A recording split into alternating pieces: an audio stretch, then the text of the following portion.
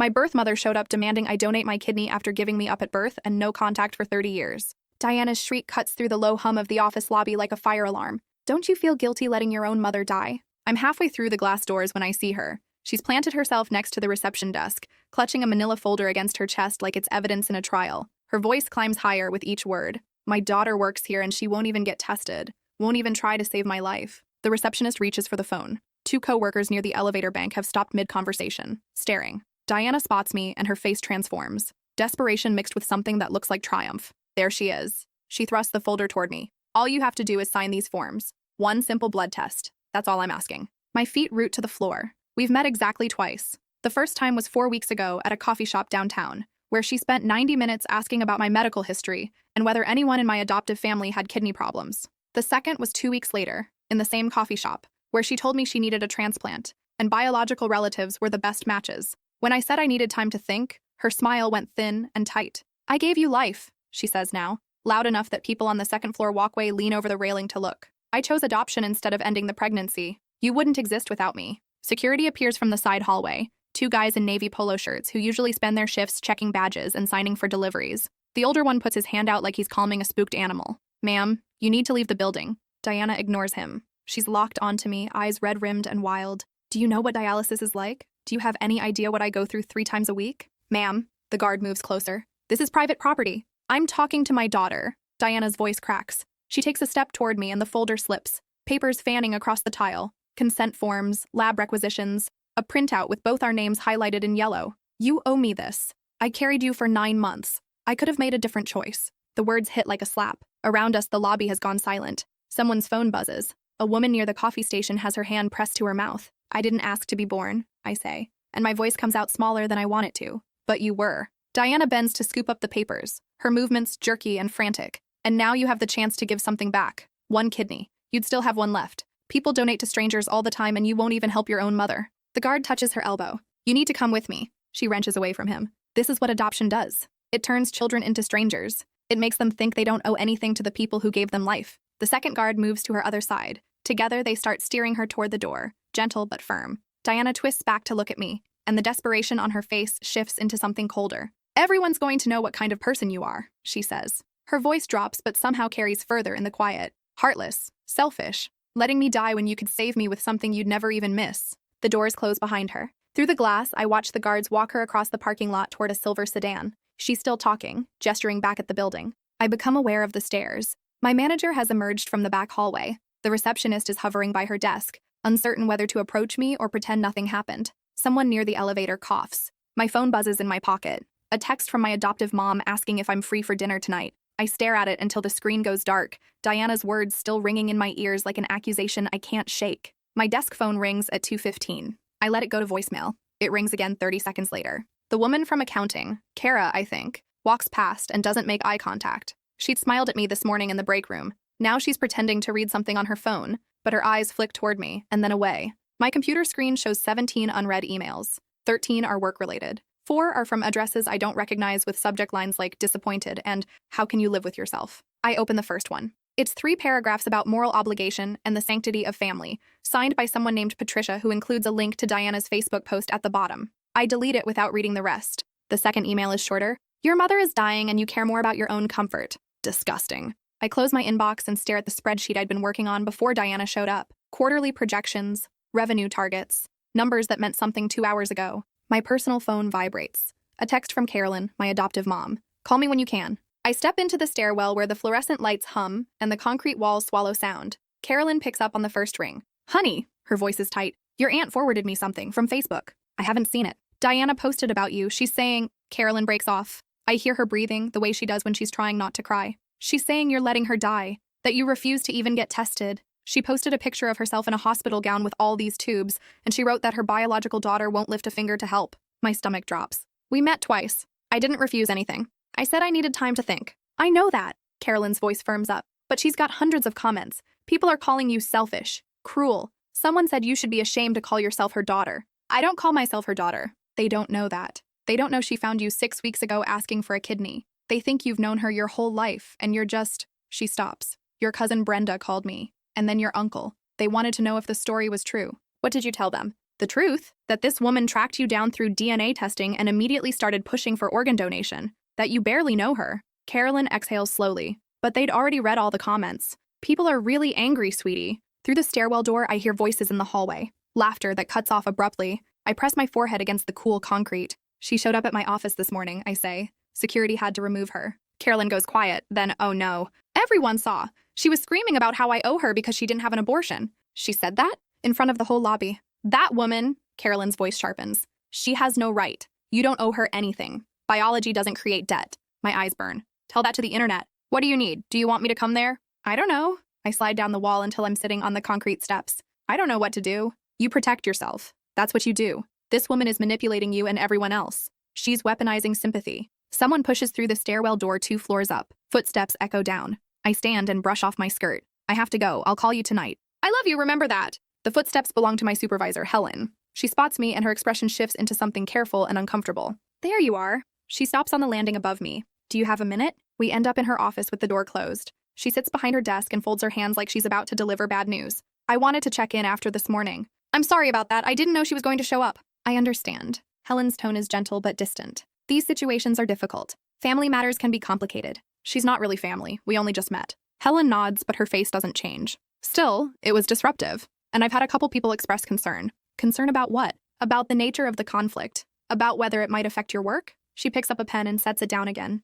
I think it might be best if you took a few days. Personal leave. Give things time to settle. The words take a second to land. You're sending me home. I'm suggesting you take some time to handle your family issues. She's not my family. She's a stranger who wants my kidney. Helen's face softens, but her voice stays firm. I'm not making a judgment about the situation. I'm just trying to minimize disruption. For everyone. You think I'm the disruption? I think you need space to deal with this privately. She stands, signaling the conversation is over. Take the rest of the week. We'll reassess on Monday. I walk back to my desk in a fog, pack my laptop and notebook into my bag. The office has that too quiet feeling, like everyone's pretending to work while actually watching me leave. In the parking lot, my phone buzzes with a notification. Someone tagged me in a Facebook post. I open it, and there's Diana's face, pale and drawn, tubes snaking from her arm. The caption reads, "My biological daughter refuses to even get tested as a donor. I gave her life, and she won't give me a chance at living. Please share so people know what kind of person turns their back on their dying mother." 463 shares, 712 comments. I scroll through them. Heartless. Selfish. She should be forced to donate. Someone posted a gif of a woman spitting. Another wrote 3 paragraphs about karmic justice and hoping I end up needing an organ someday so I'll understand. My hands shake. I sit in my car with the door open and my feet on the pavement, staring at the screen until the words blur together into a solid wall of anger directed at me by people who've never met me, who don't know anything except the story Diana decided to tell. I drive home on autopilot and don't remember any of it. One moment I'm sitting in the parking lot, the next I'm in my driveway with no memory of the roads between. Inside, I drop my bag by the door and stand in the kitchen. The apartment feels too quiet. My phone buzzes and I flinch. Unknown number. I let it ring through to voicemail. 30 seconds later, another call. Different unknown number. I silence my phone and set it face down on the counter. The notification light keeps flashing. Messages piling up. I pour a glass of water and drink it standing at the sink, watching cars pass on the street below. When I finally flip the phone over, there are 6 missed calls and 4 new voicemails.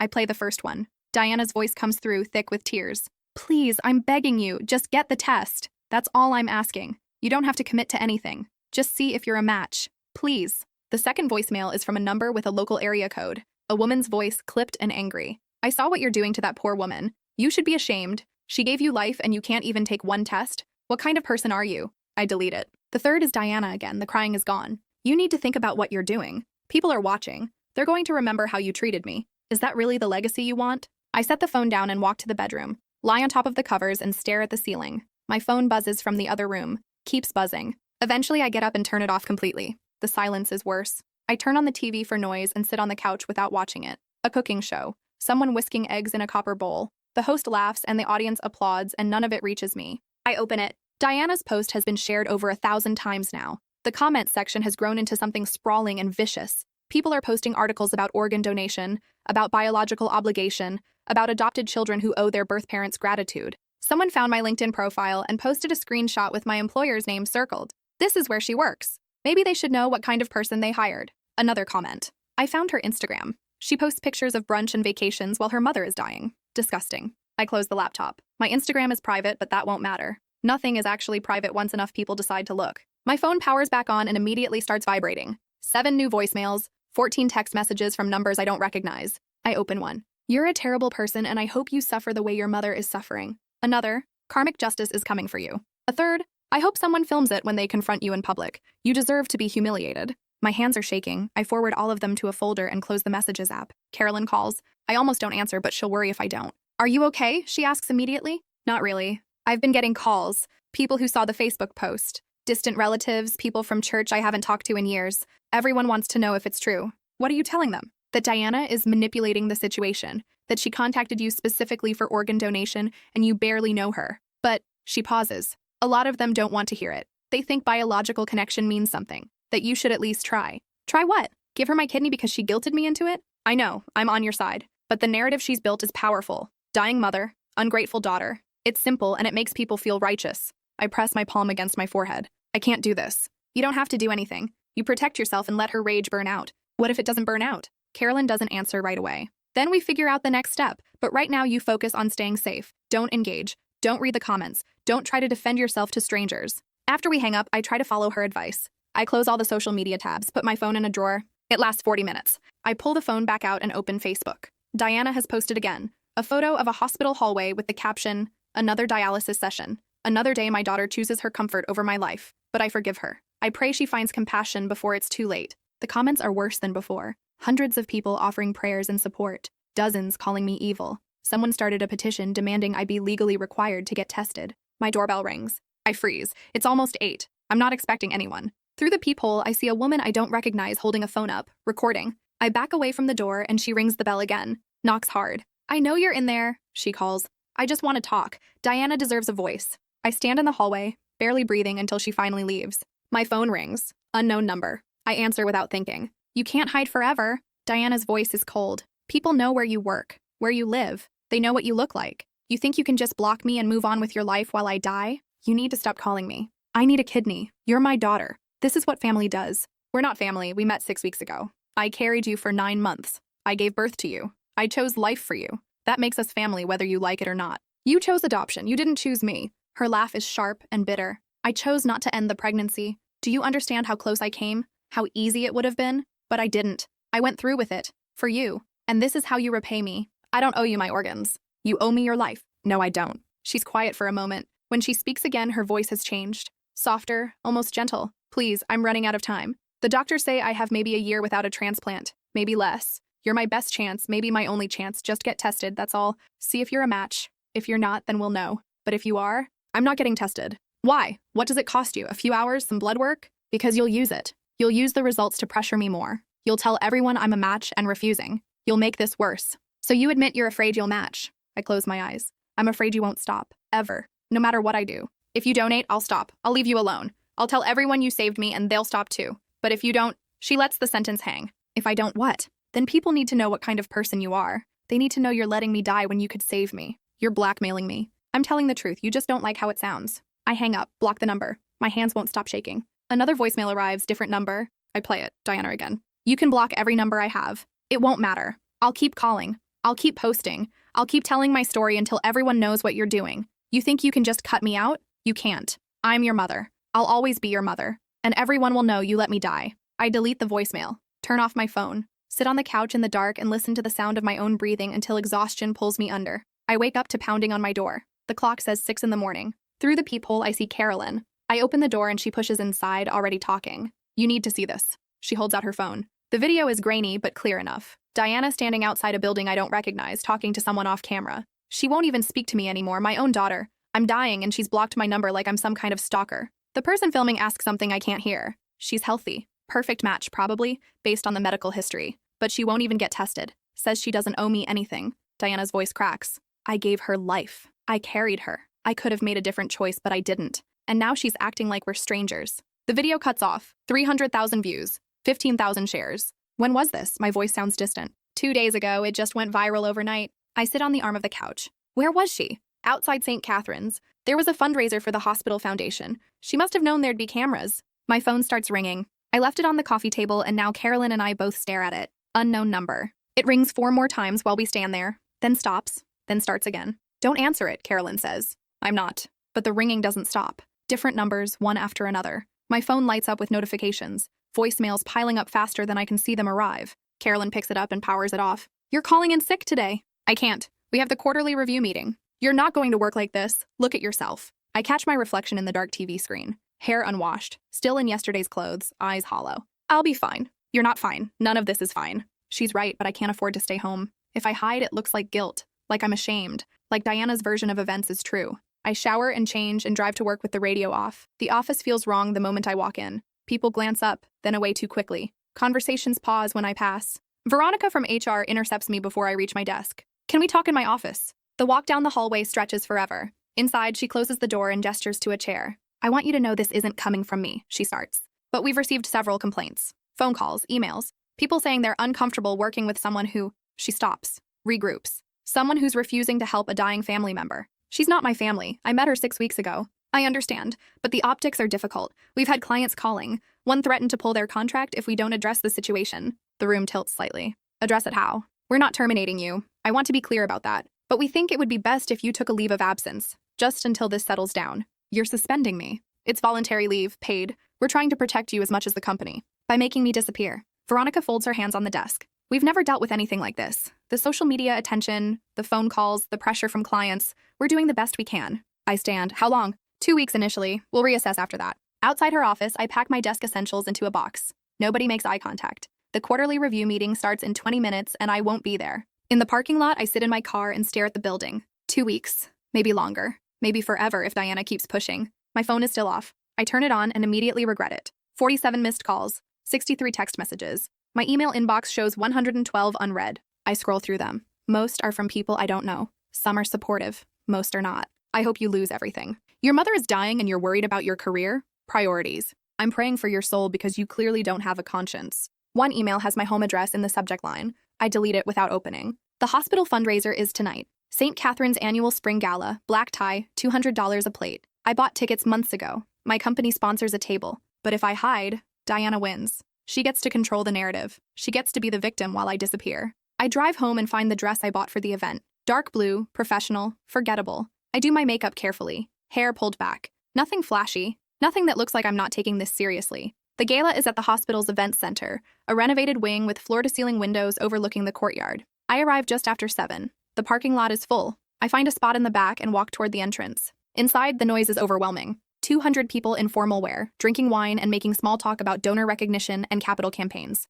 I spot my company's table near the back and head toward it. Halfway across the room, someone touches my arm. A nurse in scrubs, not formal wear. She must be working the event. Excuse me, you're Diana's daughter, right? Everything stops. The conversation at the nearest table dies. People turn to look. I'm not her daughter, but you're the one from the video. The posts. She's smiling like we're sharing something warm. I just wanted to say I think it's wonderful you're here. Are you ready to help her? Is that why you came? No, I'm here for the gala. Her smile falters. Oh, I thought maybe you'd reconsidered. She talks about you all the time. She's so hopeful. She shouldn't be. The nurse's expression shifts. It's just a test. You don't have to commit to anything. Just see if you're a match, for her peace of mind. Someone behind me murmurs agreement. I step back. I need to go. Wait. The nurse reaches for me again, but I'm already moving toward the door. People are staring now, whispering. I catch fragments as I pass. That's her. Can you imagine? My cousin needed a transplant. Family came through without question. Outside, the air is cold and sharp. I walk toward the parking lot, heels clicking on pavement, and I'm almost to my car when I hear her voice.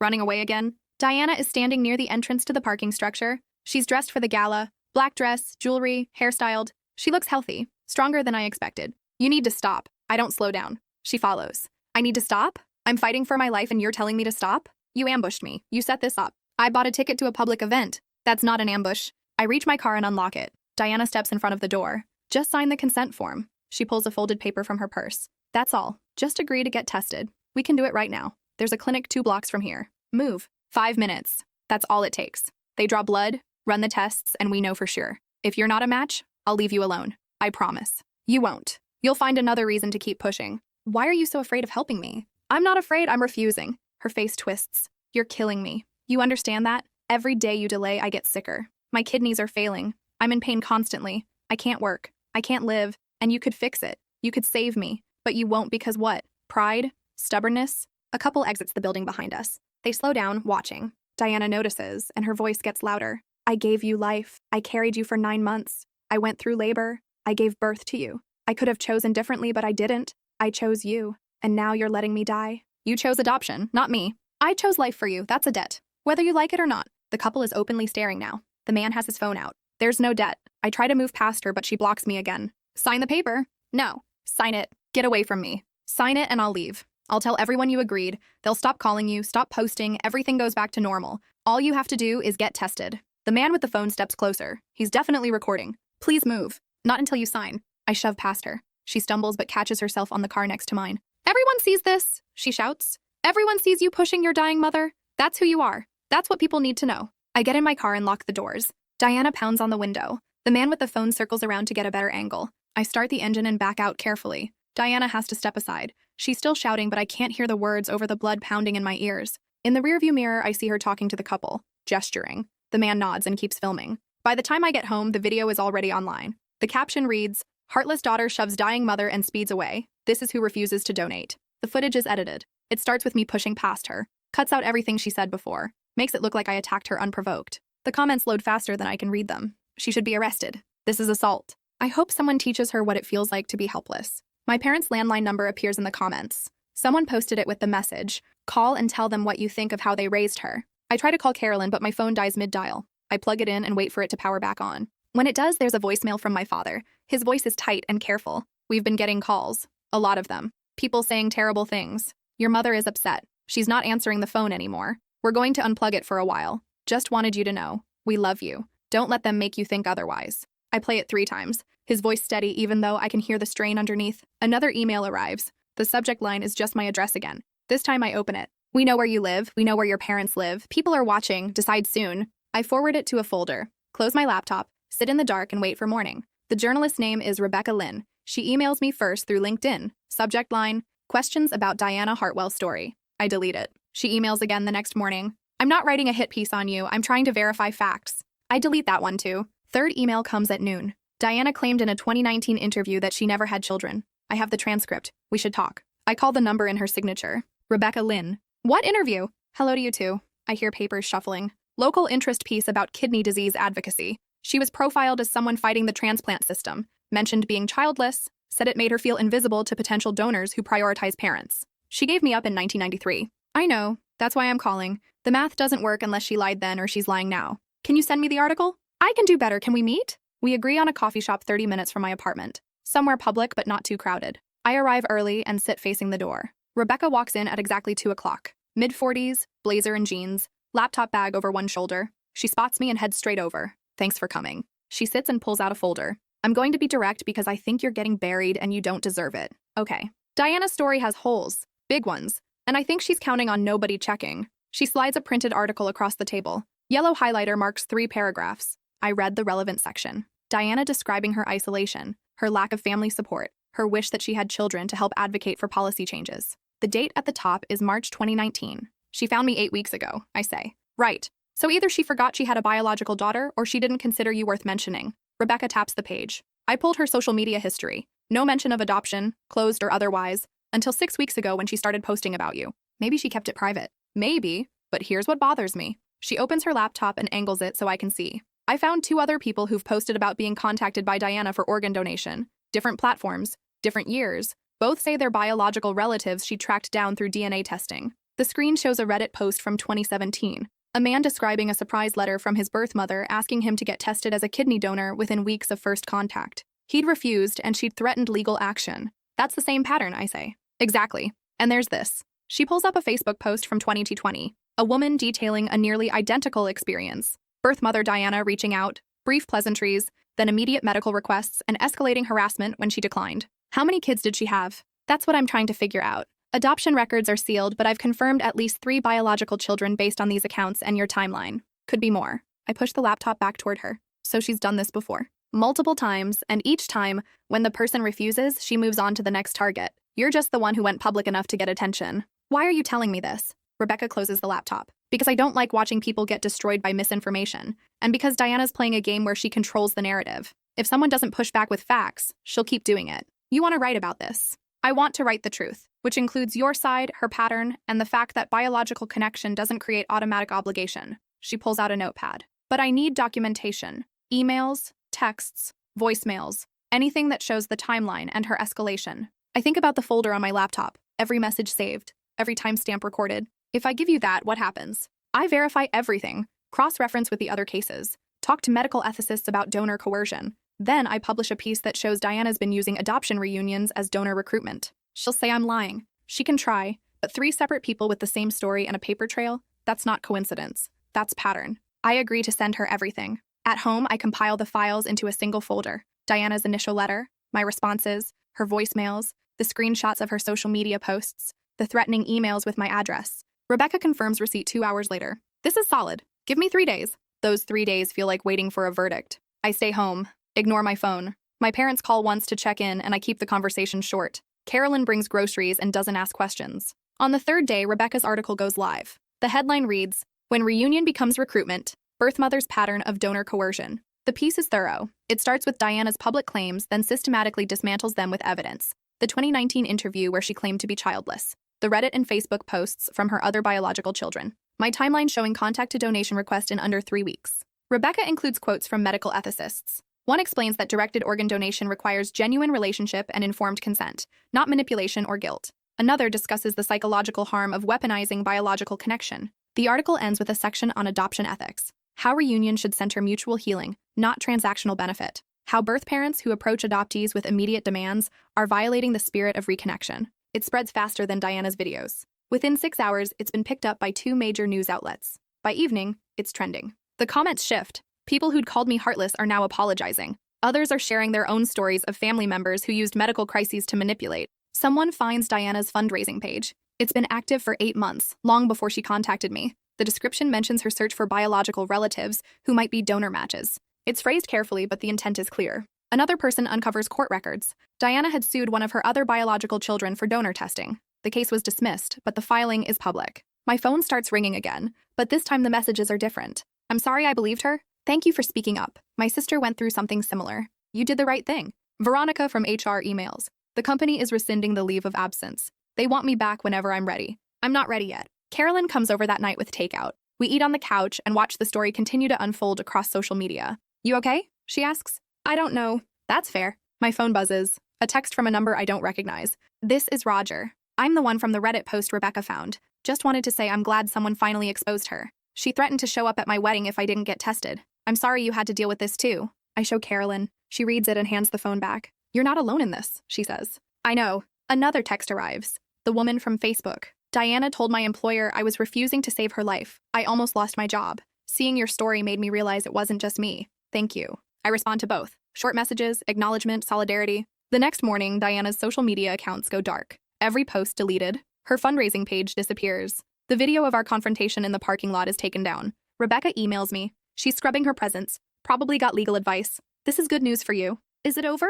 The public part, maybe, but document everything going forward. If she contacts you again, you'll need proof for a restraining order. I save the email, add it to the folder. My parents call that afternoon. The phone calls to their house have stopped. My mother sounds lighter than she has in weeks. We're proud of you, she says, for standing up, for not letting her rewrite what happened. I didn't want to fight. I know, but you did anyway. That takes courage. After we hang up, I sit with that. Courage. It doesn't feel like courage, it feels like survival. But maybe that's the same thing. Diana goes live on Facebook at 3 in the afternoon on a Tuesday. I'm at the grocery store when Carolyn calls. She's streaming. Right now. I abandon my cart in the cereal aisle and pull up Facebook on my phone. The video loads. Diana's face fills the screen, eyes red, tissue clutched in one hand. I need to address the lies that have been spread about me, she says. Her voice cracks. My daughter has falsely accused me of harassment. She's painted me as some kind of predator when all I did was reach out after 30 years of wondering if she was okay. The comment count is climbing 50, 70, 100. I'm dying, Diana continues. I have stage 4 kidney disease. I reached out because I wanted to know her before it was too late. I asked about donation because doctors said family was my best chance, but I never demanded anything. I never showed up at her work. I never threatened her. Someone comments, what about the article? Another, Rebecca Lynn exposed you. Diana's eyes flick to the side, reading the comments. That article is full of lies. The journalist never contacted me from my side. She just believed everything my daughter told her. I'm standing in the middle of the store watching this. A woman pushes past me with a cart and I don't move. There were no other children, Diana says. I don't know who those people are. Maybe they're friends of hers. Maybe she paid them. I only had one child. I only gave up one baby. The comments explode. Court records show you sued someone in 2018. Reddit post is from 2017. Your daughter was still in her 20s. You said you were childless in 2019. It's in print. Diana's face changes. The vulnerability hardens. Those are fabrications. Anyone can fake a Reddit post. Someone posts a screenshot. The 2019 interview. Diana's quote highlighted. I never had children. Sometimes I wonder what that would have been like. Another screenshot. The fundraising page from 8 months ago. Searching for biological relatives who might be donor matches. Diana stares at her screen. The tissue crumples in her fist. This is harassment, she says. You're attacking a sick woman. You attacked your daughter first. 3 people have the same story. That's not coincidence. Where's the proof you didn't contact them? Diana's mouth opens, closes. She reaches toward the camera. The stream cuts out. Carolyn calls again. Did you see that? Yeah. She just self-destructed. I leave the grocery store without buying anything. At home, I refresh Facebook every few minutes. The video is still up, but the comments have doubled. People are posting links to Rebecca's article, to the court records, to the old Reddit thread. Someone creates a side-by-side comparison. Diana's claim that she never contacted anyone aggressively next to a voicemail transcript, where she told Roger he was killing her by refusing to get tested. Another person finds her LinkedIn. She'd listed adoption reunion advocate in her bio 3 years ago, before she contacted me, before she contacted any of us. The fundraising page reappears. Someone had archived it before Diana deleted it. The description is damning. After years of searching, I've located several biological relatives. I'm hopeful one will be a match. Several. My phone rings, Rebecca. She just made it worse, Rebecca says. Every claim she made on that stream is disprovable. I'm writing a follow-up. She's going to say you're biased. Let her. I have 3 sources, court documents, and her own words contradicting each other. That's not bias. That's journalism. The follow-up posts 2 hours later. Rebecca doesn't editorialize. She just lays out the facts. Diana's livestream claims in one column, evidence disproving each claim in the other. Claim, I never threatened anyone. Evidence, voicemail to Roger, May 2018. If you let me die, that's on you. I'll make sure everyone knows. Claim, there were no other children. Evidence, court filing, March 2018. Diana Hartwell versus Roger Chen. Petition for compelled genetic testing. Dismissed. Claim, I only reached out to reconnect. Evidence, fundraising page, archived December 2023. Searching for biological relatives who might be donor matches. The article ends with a statement from a medical ethics board. Directed donation requires free and informed consent. Coercion, manipulation, or exploitation of biological connection violates ethical standards and may constitute legal harassment. Diana's Facebook goes dark at 8 that night. Every post deleted. Her profile picture changes to blank gray. The video of her live stream is gone, but 20 people had screen recorded it. Clips circulate. Her face when the screenshots started appearing. The moment she realized she couldn't control the narrative. Someone finds her Twitter. She'd tweeted 2 weeks ago about ungrateful adoptees who forget where they came from. The tweet has been retweeted 500 times in the last hour, mostly with comments pointing out the irony. Carolyn texts, check your email. I open my inbox, a message from a law firm I don't recognize. Subject line, cease and desist, Diana Hartwell. The letter is formal. Legal letterhead. 3 pages outlining Diana's pattern of harassment, the documentation provided by multiple parties, and the demand that she cease all contact with me, Roger, the woman from Facebook, and any other biological relatives. Failure to comply will result in a restraining order and potential criminal charges for stalking and harassment. The letter is CC'd to Diana's email address. Did you request this? I text Carolyn. Roger did. He's a lawyer. He contacted the others and they all contributed to the case. You're not alone in this anymore. I read the letter again. The evidence section cites everything. Emails, voicemails, social media posts, the fundraising page, the court filing, Rebecca's articles. It's airtight. My phone buzzes. A text from Roger's number. Letter was sent certified mail. She'll have it by tomorrow. If she contacts any of us after that, we file for a restraining order as a group. I respond, thank you. We should have done this years ago. Maybe you wouldn't have had to go through it. I don't know what to say to that. The truth is Diana would have found someone. If not me, another child, another target. Another text comes through. The woman from Facebook. Her name is Bryn. I'm sorry I didn't go public sooner. I was scared. Seeing you fight back made me realize I didn't have to stay quiet. You're not responsible for what she did, I type back. Neither are you. The next morning, Diana's Instagram disappears. Her Twitter goes private, then deletes entirely. Her LinkedIn profile is gone. Rebecca calls. She's scrubbing everything. This is her trying to make the evidence disappear. Does it matter? People already have screenshots. Exactly. She's just making herself look more guilty. Rebecca pauses. I got a message from her this morning. She wants to give her side of the story. Are you going to interview her? I told her I'd consider it if she could provide documentation disproving any of the claims in my articles. She hasn't responded. I almost feel bad for her. Almost. Then I remember her showing up at my workplace. Her voice on my parents' answering machine. The video of me in the parking lot. The sympathy evaporates. Veronica from HR emails. We've been contacted by someone claiming to represent Diana Hartwell. They're threatening legal action for defamation. Our legal team reviewed the situation and determined the claims are baseless. We're standing behind you. I forward the email to Rebecca. She responds within minutes. That's desperation. Empty threats because she knows she's losing. My parents call that afternoon. They sound exhausted but relieved. The call stopped. My mother says, I think she finally gave up. She got a cease and desist. If she contacts anyone again, there's legal consequences. Good. My father's voice in the background. She should have faced consequences months ago. My mother sighs. How are you holding up? I'm okay, tired. Do you want to come over for dinner this weekend? Just the three of us. Yeah, I'd like that. After we hang up, I sit on the couch and stare at my phone. The notifications have slowed. The story is still circulating, but the frenzy has peaked. People are moving on to the next crisis, the next outrage. Carolyn comes over that night without asking. She brings wine and sits next to me while I stare at nothing. You won, she says. It doesn't feel like winning. That's because it wasn't a fight you wanted, but you did it anyway, and now it's over. Is it? The legal part, yeah? The emotional part? She shrugs. That takes longer. We sit in silence for a while. The wine stays unopened. Roger wants to do a call, I say eventually. Him, me, Bryn, he thinks it might help to talk to people who understand. Are you going to? I don't know.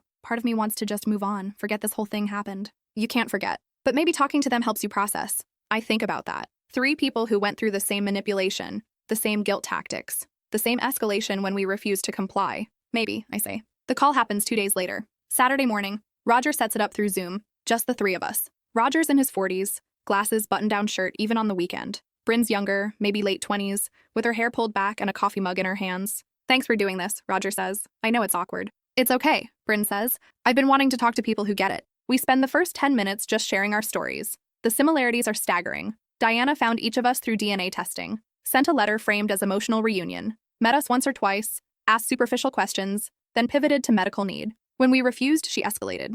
Voicemails, workplace harassment, social media campaigns. She told my boss I was refusing to save her life, Bryn says. Made it sound like I was cruel. I almost got fired. She showed up at my wedding venue, Roger says. Tried to convince the coordinator I was an awful person. I had to get security involved. She posted a video of me, I say. Filmed me in a parking lot without consent and put it online with a caption about how I was heartless. She's a predator, Bryn says quietly. That's the only word for it. She hunts for people who'll feel obligated because of biology. Roger nods. The court filing was a wake-up call. She actually thought she could legally force me to get tested. When the judge dismissed it, she moved on to the next target. How many of us are there? I ask. At least 4, Roger says. You, me, Bryn, and someone else who reached out after Rebecca's article but doesn't want to go public. Could be more. 4 children given up for adoption. 4 people tracked down decades later. 4 attempts at coercion. She planned this, Bryn says. The DNA testing, the fundraising page, the whole reunion narrative. It was never about connection. No, I agree, it wasn't. We talk for an hour. It helps more than I expected. Not because we solve anything, but because we name it. We call it what it is. Manipulation, exploitation, abuse of the adoption system and the emotions tied to it. Before we hang up, Roger says, if she contacts any of us again, we document and share immediately. Agreed? Agreed, Bryn and I say together. The call ends. I close my laptop and sit in the quiet. Carolyn texts, how'd it go? Better than I thought. They're good people. Of course they are. Diana picked people she thought she could guilt. That means you're all empathetic enough to care. She miscalculated. Yeah, she did. That night, I sleep without checking my phone first. No scanning for new messages. No bracing for the next attack. For the first time in weeks, the silence feels safe. 3 weeks pass without a single message from Diana. Carolyn and I sit at the kitchen table on a Sunday morning, coffee cooling in our mugs. My laptop open to Rebecca's latest article. The headline reads, DNA reunions gone wrong, when connection becomes leverage. The piece isn't about Diana specifically. It's broader. A pattern Rebecca uncovered while reporting our story. Dozens of cases where biological parents used DNA testing to locate children given up for adoption, then leveraged guilt and obligation to extract money, housing, or in Diana's case, organs.